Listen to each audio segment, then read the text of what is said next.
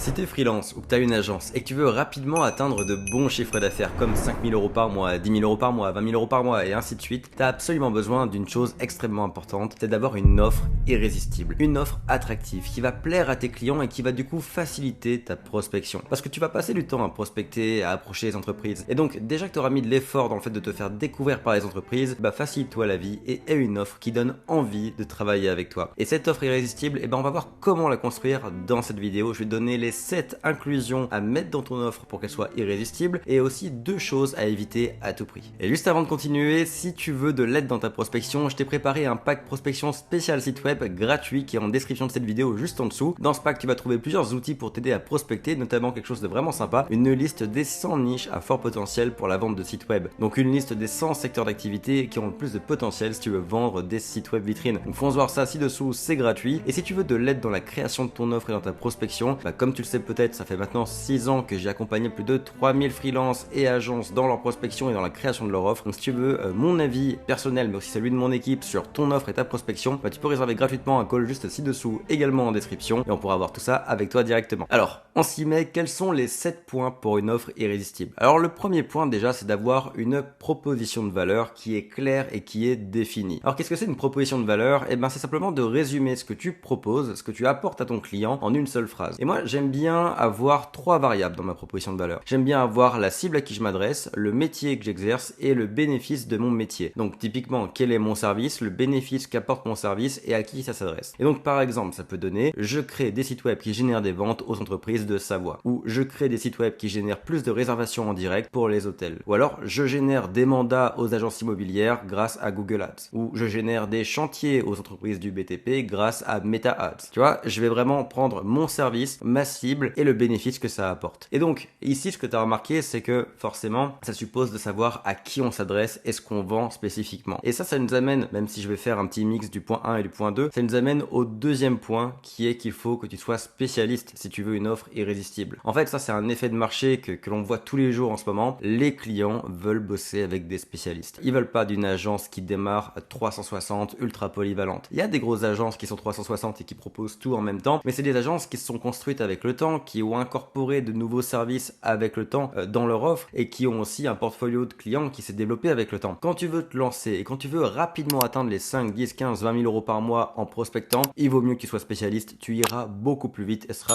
beaucoup plus facile. Et donc, je te conseille d'être spécialiste sur un service en spécifique, ce que j'appelle souvent le service porte d'entrée, le service qui est le plus facile à vendre pour toi, mais également spécialiste sur une cible. Alors ici, quand je dis cible, ce que je veux dire par là, c'est pas forcément une niche liée à un secteur d'activité. J'ai évoqué dans mes quelques exemples là, les hôtels, les agences immobilières, le BTP, etc. Donc ça peut être des niches, effectivement, tu peux te positionner là-dessus, mais ça peut aussi être une zone géographique, par exemple. Moi, j'ai fait les deux, j'ai commencé en étant niché dans le tourisme, donc les hôtels, les restaurants et les musées, mais après, je me suis niché, entre guillemets, sur la zone autour de la ville de Shawinigan, qui était la ville où j'avais mon bureau, où je me suis installé, voilà, j'étais sédentaire à cet endroit-là, je bougeais pas, j'avais mon bureau à cet endroit-là, et j'ai préféré cibler toutes les PME de Shawinigan. Honnêtement, il n'y a pas une meilleure solution que l'autre. Si t'es bien là où tu es, que tu veux devenir une référence locale, tu peux la jouer sur la géographie. Si par contre, tu as un background sur un certain métier ou que t'es à l'aise avec une certaine cible, pourquoi pas te nicher. Dans tous les cas, t'inquiète pas, je sais qu'on peut avoir l'impression de laisser de l'argent sur la table quand on se niche ou quand on propose qu'un seul service, mais c'est souvent faux. Pourquoi c'est faux? Parce que de toute façon, imaginons que tu vas prospecter 3 heures par jour.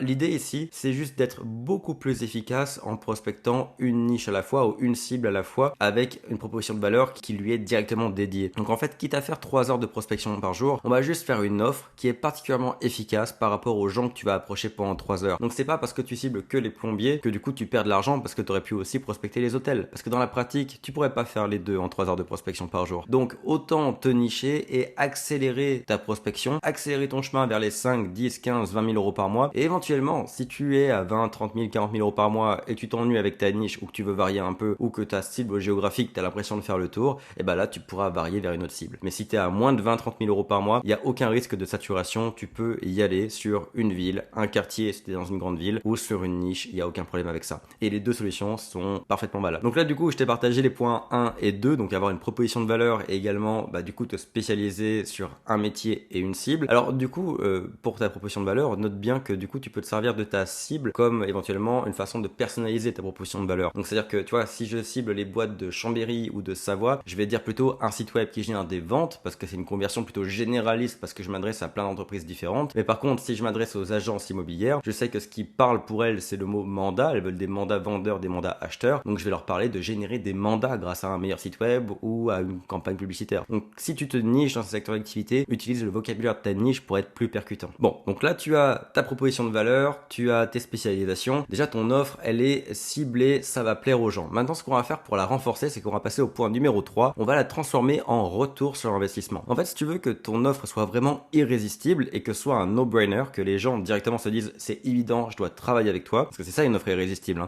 Mon coach Alex Hormozy présente l'offre irrésistible comme étant une offre tellement bonne que le client devrait se sentir stupide de la refuser. Mais pour ça, il faut que ce soit une évidence qu'avec ton offre, on va gagner plus d'argent que ce qu'on va en dépenser. Parce qu'à la fin de la journée, quand on vend du service B2B comme ça, ce qu'il nous faut, c'est un retour sur investissement. Et donc, ce que je vais te proposer, c'est de transformer ton offre en retour sur investissement. Alors, c'est très facile quand on vend de la publicité en ligne, comme du Google Ads, Meta Ads, etc.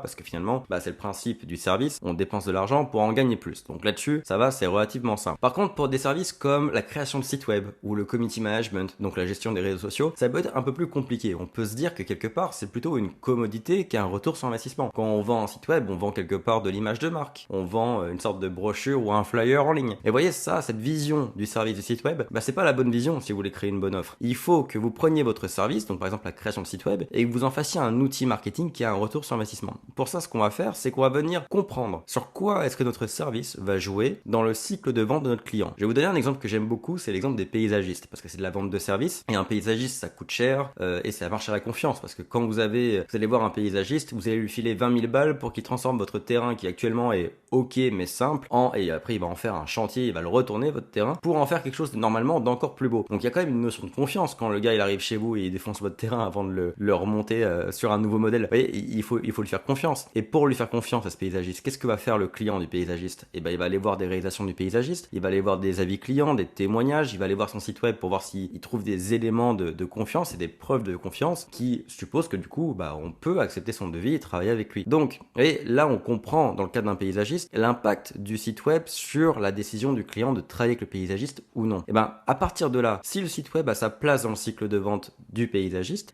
pour le paysagiste, avoir un bon site web va être évidemment un retour sur investissement. Pourquoi? Parce que son site web, déjà, s'il est bien fait, il va bien se référencer, donc va générer un nouveau trafic, un nouveau public, donc de nouveaux prospects potentiels. Et si le site web est bien fait et correspond du coup à toutes les recherches que ses prospects vont faire sur lui avant de lui faire confiance ou non. Donc si on a un site web qui est vraiment personnalisé pour apporter de la confiance et de la preuve de confiance à ses prospects, on va générer plus de conversions sur ce site. Donc le site web du paysagiste va lui apporter plus de trafic et plus de conversions sur ce trafic. Donc ça veut dire qu'il va y avoir potentiellement plus de clients. Et sur tout ce trafic, une meilleure proportion de ces visiteurs vont devenir des clients. Tout ça parce que nous, on aura créé un bon site web qui répond au code du référencement du SEO, mais aussi au code de ce que veulent ses prospects pour se décider et demander un devis et bosser avec lui. La capacité à transformer votre offre en retour sur investissement, en fait, c'est votre capacité à expliquer en quoi votre site web ou en quoi votre offre va rentrer dans le cycle de vente de votre client et l'aider à vendre plus et à vendre mieux. Et c'est comme ça que vous le transformez en retour sur investissement. Donc on présente pas, je regarde l'exemple du site web, on va pas présenter un site web comme une nouvelle brochure plus belle qu'on va mettre en ligne pour avoir une meilleure image, on va le présenter comme une machine qui génère plus de trafic, plus de clients potentiels et qui convertit davantage de ce trafic en clients ou en devis ou en autres conversions qui vont plaire à votre client. Ok? Donc ça c'est le troisième point, présenter, argumenter le retour sur l'investissement. Si vous ne trouvez pas le retour sur investissement de votre service par rapport à votre cible, changez de service, mais quelque chose qui ne colle pas. Si vous ne trouvez pas ce retour sur investissement, passez à une autre combinaison parce que sans ça, ça sera très compliqué de vendre. Vous allez vous compliquer la vie pour rien parce que pendant ce temps-là, regardez, comme je viens de le dire avec un site web pour un paysagiste, on a des combos qui sont évidents et qui vont évidemment rapporter de l'argent à vos prospects. Donc autant jouer que là-dessus, ce sera beaucoup plus facile pour votre prospection. Quatrième point, pour que votre offre devienne irrésistible, montrez de la preuve qu'on peut vous faire confiance, de la preuve que que vous êtes capable de délivrer ce que vous vendez. Parce que vous avez fait une offre avec une proposition de valeur. Donc vous vous adressez à quelqu'un et vous lui dites je vais te faire un site web qui va générer plus de ventes. Ça c'est très bien, c'est sexy. Par contre, le truc, c'est qu'on peut remettre en question votre capacité à livrer ce bénéfice. C'est généralement ce que les gens vont se poser comme question en vous rencontrant, c'est qu'est-ce qui me fait dire que effectivement tu es capable de me livrer l'opportunité dont tu me parles. Et donc pour ça, forcément, il y a une chose à faire, c'est de montrer de la preuve. Alors la preuve, qu'est-ce que c'est? Ça peut être des témoignages, ça peut être des avis clients, ça peut être des réalisations, des avant-après de ce que vous avez fait, ça peut être des études de cas, ça peut être un portfolio.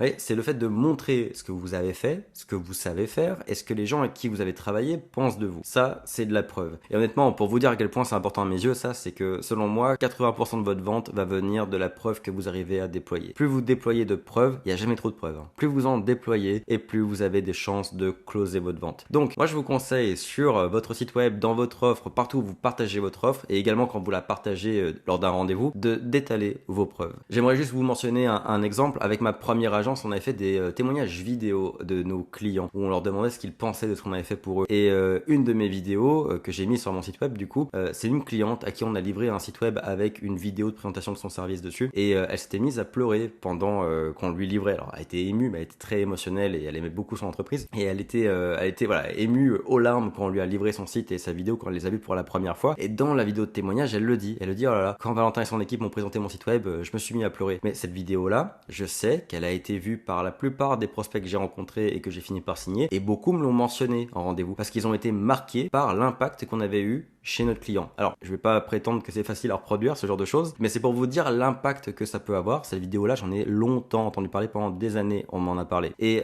mais même une vidéo plus simple où un client vous dit simplement aux visiteurs de votre site web qu'ils sont satisfaits par vos services, c'est déjà génial, ça fait le boulot. Donc, pour ceux parmi vous qui êtes déjà lancés depuis un certain temps, qui avaient des clients, collectez des témoignages, que ce soit écrits, vidéo, des études de cas, mettez en place votre portfolio, etc. C'est super important. Et pour ceux parmi vous qui n'ont pas encore eu de client, je sais que ça va être une question qui va être posée en commentaire. Comment faire si on n'a jamais eu de client? Ben là, j'ai envie de vous dire que bon, il n'y a pas 36 solutions et je vous conseillerais pas celle de mentir parce qu'on va essayer ici d'avoir des méthodes uniquement sur un bon code d'éthique.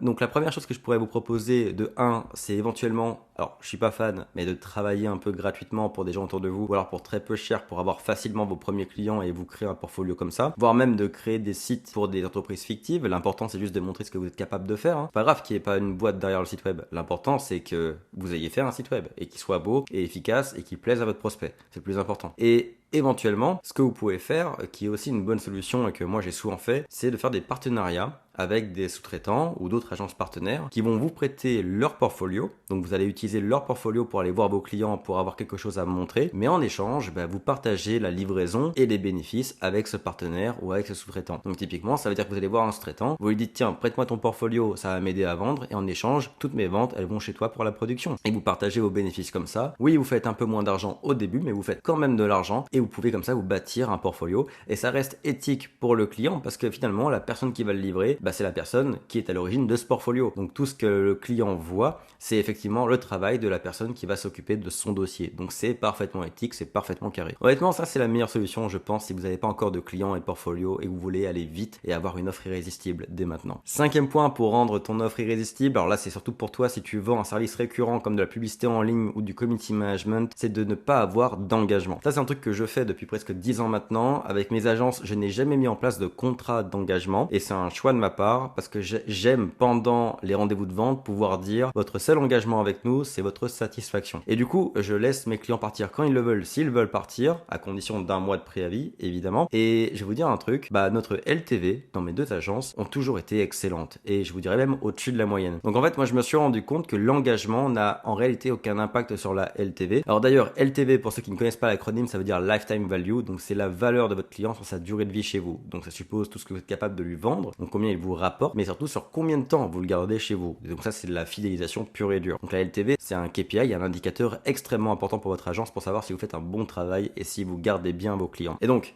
Bah, j'ai envie de vous dire que ce qui est intéressant quand on fait pas d'engagement, c'est que le client ne se sent pas piégé, donc il n'y a pas de sujet de renouvellement de contrat ni quoi que ce soit. Et également, vous, vous savez que le client, il n'est jamais vraiment acquis. Et ça, c'est vraiment une bonne motivation pour toujours livrer un meilleur travail et toujours s'assurer que le client est heureux de ce que vous faites pour lui. Nous, par exemple, comme les clients sont jamais acquis, on a toujours tendance à vouloir faire plus d'un mois après l'autre. On fait toujours de gros rapports publicitaires ou de gros rapports mensuels pour montrer ce qu'on a accompli pour lui expliquer en détail tout ce qu'on a fait pour lui. Et vous voyez, je trouve que ça renouvelle toujours le besoin d'impressionner le client pour le garder. Là où quand une agence parfois signe un contrat à 12 mois, et au bout de 8 mois, le client, il fait un peu partie du décor, il fait un peu partie du paysage et on a tendance à le prendre pour un acquis. Et à la fin des 12 mois, quand il nous annonce ne pas vouloir renouveler, on est un peu déçu. Quand il n'y a pas d'engagement, non seulement ça peut être une très bonne démarcation pour vous au moment de la vente, parce que si le prospect il a le choix entre vous, où il n'y a pas d'engagement, et un autre qui est au même prix mais qui a un engagement de 12 mois, il va préférer bosser avec vous parce que le risque est partagé. Vous avez le même niveau de risque, alors que l'agence qui signe pour 12 mois, elle diminue son risque au détriment du client. Pas une mauvaise stratégie non plus, forcément, mais on s'entend que pour être agressif commercialement, ne pas avoir d'engagement, ça peut être sympa et ça rend une offre plutôt irrésistible, je trouve. Et ça garantit du coup que vous allez renouveler votre intérêt pour le client et votre intérêt à toujours mieux travailler pour lui. Le 6e point maintenant pour rendre votre offre irrésistible, c'est de mettre en place une garantie de moyens. Alors attention, pas une garantie de résultat où on promet un résultat, une garantie de moyens où on promet donc un moyen. Donc ça veut dire qu'on va promettre qu'un certain effort va être mis en place dans la livraison. Alors je vais vous donner un exemple parce que c'est un peu flou dit comme ça. Une garantie de moyens, ça peut par exemple être une garantie sur un moyen logistique autour de la livraison. Par exemple, je vous garantis que votre site web va être livré en 30 jours ou alors à chaque jour de retard, j'enlève 50 € sur votre facture. Ça c'est une garantie de logistique, donc qui a un certain délai de livraison qui va être respecté. Sinon, il y a une contrepartie qui va être une baisse de prix sur la facture s'il y a un retard. Et ça, encore une fois, ça peut être super intéressant pour vous démarquer de la concurrence parce que en soi, par exemple, la plupart des problèmes que les gens ont eu avec des agences, c'est des problèmes de retard, de sites web qui sont livrés au bout de 6 mois, ce genre de choses. Donc quand vous avez ce genre de garantie de moyens, ça rassure les prospects et face à un concurrent qui lui n'a pas cette garantie de moyens, honnêtement, ça vous met carrément en avant. Même si vous êtes un peu plus cher, on préférera bosser avec vous. Donc vous voyez, ce genre de choses, c'est vraiment intéressant pour vous démarquer de la concurrence et pour être encore plus attractif aux yeux du prospect. Par contre, quand vous mettez en place une garantie de moyens, mettez bien sûr des conditions. Parce que flemme de payer 10 jours de retard à 50 € par jour si le retard vient seulement du fait que le client ne vous a pas donné vos contenus que vous attendiez de sa part. Mais en tout cas, ça montre votre engagement sur certains efforts bien précis. Et là, on peut être créatif, c'est ça qui est cool. Là, je vous ai mentionné une garantie sur le côté logistique, le délai de livraison. Ça peut être par exemple une garantie qui est que pour chaque client pour qui on fait un site web, il y a une étude de marché qui est faite avec un expert du secteur d'activité concerné pour savoir exactement ce que veulent voir les prospects et les clients et comment maximiser le résultat du site web par son copywriting, etc. Oui, c'est encore une fois quelque chose un peu original qu'on voit pas souvent ailleurs, mais ça, quand c'est mis en face d'une concurrence qui ne le propose pas, ça vous démarque dans le bon sens, ça donne envie aux gens de travailler avec vous. Donc une garantie de moyens, ça peut être très très bon. Bon, là on a vu ce qu'on pouvait ajouter à notre offre pour la rendre irrésistible. Maintenant, il y a deux autres points que j'aimerais vous partager et qui sont des choses que je vous conseille d'éviter. Des points vraiment à éviter parce que ça peut sembler être de bonnes idées pour créer une offre irrésistible, mais ce sont de fausses bonnes idées, je peux vous le dire. Le premier point à éviter, c'est de mettre en place une garantie de résultat. Alors une garantie de résultat, donc c'est pas comme le moyen, là c'est qu'on vraiment on promet un résultat bien précis. Par exemple, je vais vous créer un site web qui va vous générer 3000 visiteurs de plus par mois, ou alors je vais vous faire une campagne Google Ads qui va vous générer 200 nouveaux prospects par mois, ou une campagne Meta Ads qui va vous générer 50 mandats par mois, ou alors c'est gratuit, ou alors je vous rembourse. Vous voyez ce genre de choses. Ça c'est des garanties de résultat, donc on promet un résultat bien défini, bien précis, sinon on rembourse ou sinon on a une contrepartie qui est en la faveur du client. Alors ça, je vous le déconseille absolument dans le monde du marketing parce que dans le marketing, personne ne peut garantir quoi que ce soit tout simplement parce que le marketing, c'est une question d'offre et de demande. C'est-à-dire que le marketing, c'est le fait de présenter une offre à une demande potentielle, mais de le présenter de la meilleure des façons possibles. Et personne ici ne maîtrise l'offre et la demande, sinon on serait tous milliardaires. Vous ne maîtrisez pas l'offre et la demande, donc vous ne pouvez pas promettre qu'il y aura un certain résultat sur la demande, parce que vous ne le savez pas. Et donc, du moment que vous garantissez quelque chose que vous ne maîtrisez pas, vous vous mettez en très grand risque. Alors je sais que certains, comme notamment mon coach que j'ai évoqué tout à l'heure, Alex Hormozy, conseille de mettre en place des garanties de résultats, mais généralement, il le conseille dans des paramètres que vous maîtrisez. Et dans le cas du marketing, on ne maîtrise pas les paramètres. On n'a aucune garantie de ce que va donner le référencement naturel, de ce que va donner la publicité. Il n'y a pas de raison qu'on échoue. Il n'y a pas de raison que ça marche pas. Mais il n'y a pas de raison non plus de promettre un résultat. Ça, c'est la première chose à éviter. Et la deuxième chose à éviter, c'est de ne pas rendre votre offre irrésistible par le prix ou par le moyen de paiement. Pourquoi je vous dis qu'il faut pas rendre votre offre irrésistible par le prix ou le moyen de paiement? C'est parce qu'à la fin, ça, c'est vous qui le payez. Ça finira jamais bien pour vous. Pourquoi? Parce que si par exemple vous vous battez sur les prix bas et vous rendez votre offre irrésistible parce que vous offrez beaucoup pour un prix très très bas, au final, vous aurez toujours des problèmes de rentabilité, des problèmes pour vous payer, pour vous faire payer. Vous allez attirer des clients de mauvaise qualité qui vont demander beaucoup de temps, beaucoup d'entretien, mais vont vous payer très peu. Honnêtement, ça va vraiment vous attirer que des problèmes financiers et humains de vous battre sur des prix bas. C'est vraiment la pire des choses à faire selon moi pour rendre une offre irrésistible ou une offre attractive. Il faut vraiment l'éviter à tout prix. Et le deuxième point là-dedans, qui est un peu lié à la même idée, c'est de ne pas faire de modalités de paiement trop avantageuses pour les clients. Je vois souvent en fait, il y a beaucoup de freelances et d'agences qui viennent me voir en mode, est-ce que c'est une bonne idée de faire payer un site web 10 000 euros, mais en 36, 48, 72 fois. Et ça paraît être une bonne idée parce qu'on se dit, à la fin, mon client me rapporte énormément, mon panier moyen est énorme et ça me crée un récurrent. Par contre, le client me paye petit à petit. Ça, selon moi, c'est également la meilleure des façons pour faire faillite, pour ne pas être rentable et pour avoir de gros problèmes de cash et de livraison. Pourquoi? Parce que quand votre client va vous payer la première des 72 mensualités à 50 euros par mois ou même à 200 euros par mois, ce qui va se passer, c'est que vous devrez livrer son site web. Et le problème, c'est que vous aurez reçu 70 balles ou 100 balles ou 200 balles. Et avec ça, vous ne pouvez pas sous-traiter la production, vous ne pouvez pas non plus produire vous-même de la qualité parce que vous n'avez pas le montant qui vous permet d'allouer votre temps à ça, parce que si vous devez produire un site de qualité pour 200 euros, c'est que vous allez faire un travail bénévole pour le premier mois, voire même il va vous falloir 1 an ou 2 ans, ne serait-ce que pour couvrir le temps que vous avez mis sur la création du site web, ce qui fait qu'en fait vous allez être en déficit sur toute la première période de paiement du client. C'est-à-dire que pendant 1 an, pendant 2 ans, vous serez en déficit parce que vous aurez mis 30 ou 40 heures sur son site web, mais ça lui prendra 1 an ou 2 ans pour payer l'équivalent des 30-40 heures, et après vous commencerez à faire du profit pour les années suivantes. Et vous imaginez à quel point ça va être long et combien de sites web vous allez devoir vendre pour faire ne serait-ce que 5 000 euros par mois, alors que pendant ce temps-là, vous pourriez vendre un site web à 5 000 euros et prendre 2 500 euros d'acompte et 2 500 euros à la livraison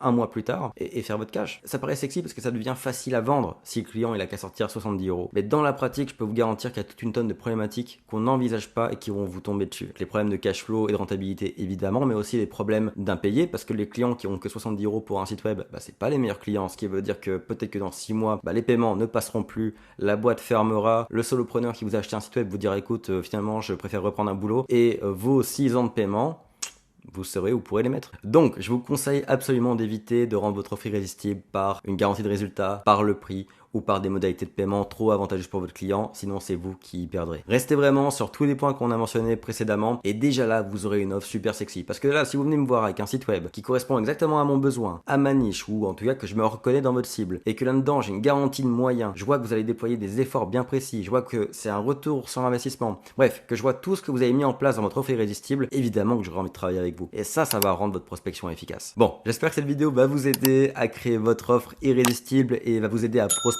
également. Dites-moi ce que vous en pensez en commentaire. Si vous voulez mon avis sur votre offre, vous pouvez la mettre en commentaire et je vous répondrai. Sinon, évidemment, si vous voulez améliorer votre prospection, foncez voir ci-dessous le pack prospection. C'est gratuit et ça va vous aider. Et si vous voulez vraiment un avis de vive voix sur votre offre et sur votre prospection, prenez un call ci-dessous également en description. Là aussi, c'est gratuit et on vous donnera notre avis avec plaisir. Allez, sur ce, je vous dis à très bientôt pour une prochaine vidéo.